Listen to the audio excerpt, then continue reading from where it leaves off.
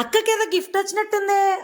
కాదు కాదు కాదు, ఆ గిఫ్ట్ ఏదో మనకే పంపిస్తున్నట్టుంది అక్క ప్యాక్ చేసి. అరే మీకు గిఫ్ట్ ఇస్తే ఇంత చిన్న గిఫ్ట్ ఇస్తానా?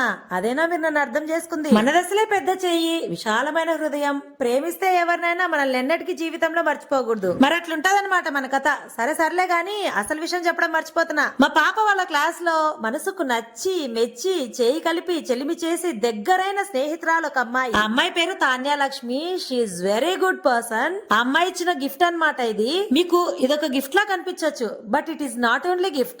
ఎన్నో మధురానుభూతులు, ఎమోషన్స్, ఫీలింగ్స్ ఇవన్నీ కలగలిపితేనే ఈ గిఫ్ట్ అండి. థ్యాంక్ యూ సో మచ్ నానా for your love and affection.